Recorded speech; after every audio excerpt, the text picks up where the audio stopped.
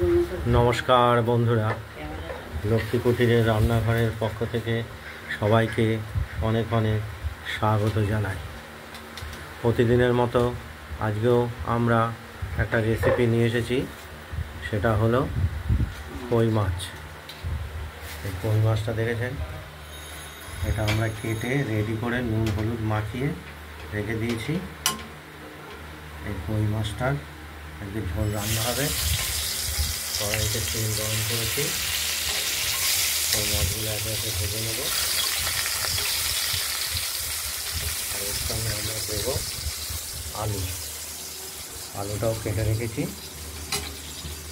আর দেব এর সঙ্গে মশলাটা শিলে বেটে রেডি করে রেখেছি। আদা, কাঁচা লঙ্কা আর জিরে পরিমাণ মতো নিয়েছি। কই মাছগুলো আমরা এক এক করে ভেজে নিচ্ছি।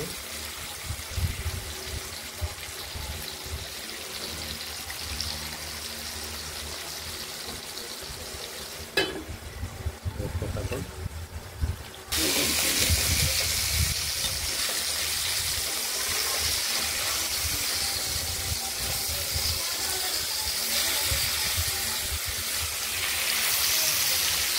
মাছগুলো একদিক ভাজা হয়েছে, আরেকদিক ভাজা হলেও হয়ে যাবে।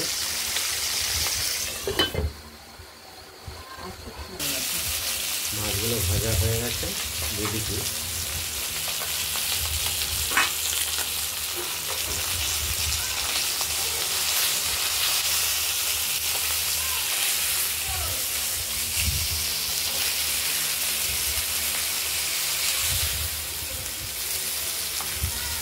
আমরা তুলে নেব।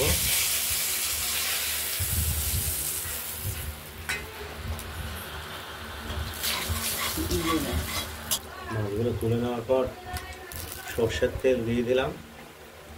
তেল গরম হওয়ার পর শুকনো লঙ্কা, জিরে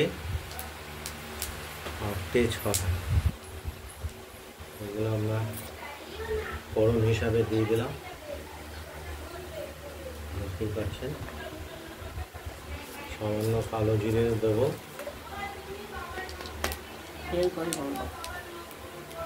আজকের আলু দিয়ে যে কই মাছটা রান্না হবে সেটা তেল তৈরি হবে।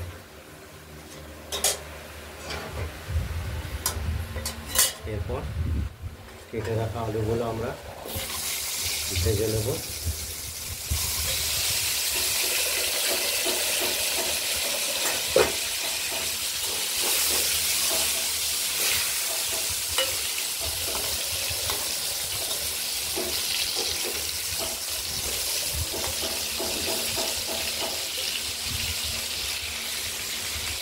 আলুগুলো একটু হালকা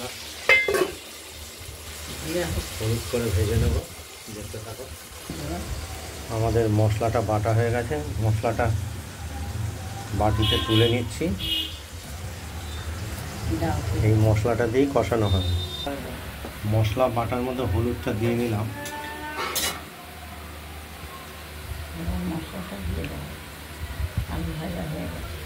আলু ভাজাটাও হয়ে গেছে।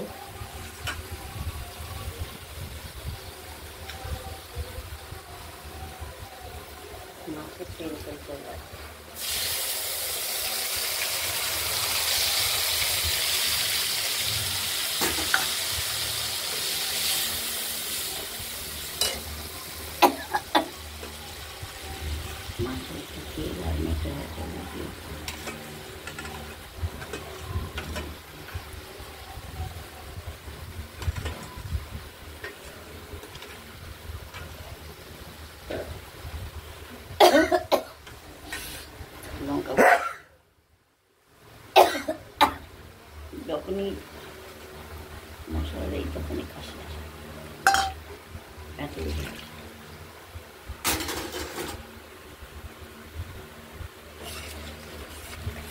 মশলাটা কষানো ঠিক আছে না? কষানো পর্যন্ত অপেক্ষা করব। মশলাটা কষে এসেছে, মশলা থেকে তেল বেরিয়ে গেছে। তেল বই করবা আজকের আইটেমটা তেল কই হবে।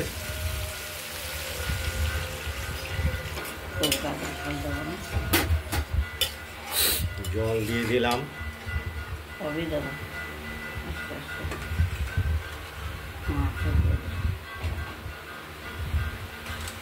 এরপর ভেজে রাখা মাছগুলো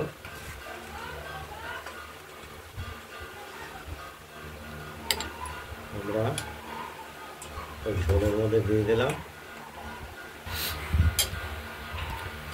এবার ঝোলটা ফুটে উঠলেই আর আলুগুলো সেদ্ধ হলে আমাদের মাছের ঝোল কমপ্লিট। আর নুনটা আমরা দেখে নেব স্বাদ মতো।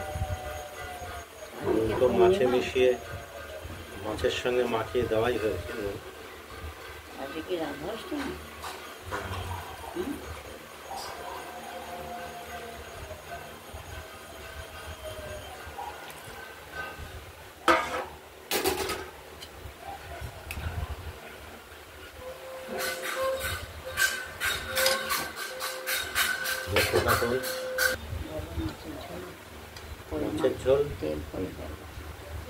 মাছের ঝোল বলতে তেল কই কমপ্লিট আমাদের।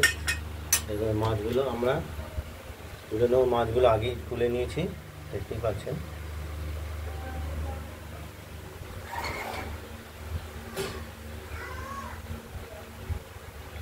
এবার ঝোলটা নামিয়ে নিলাম। তেল কই আমাদের রেডি, দেখতেই পাচ্ছেন। আপনারা বন্ধুরা বাড়িতে এই তেল কই ট্রাই করবেন।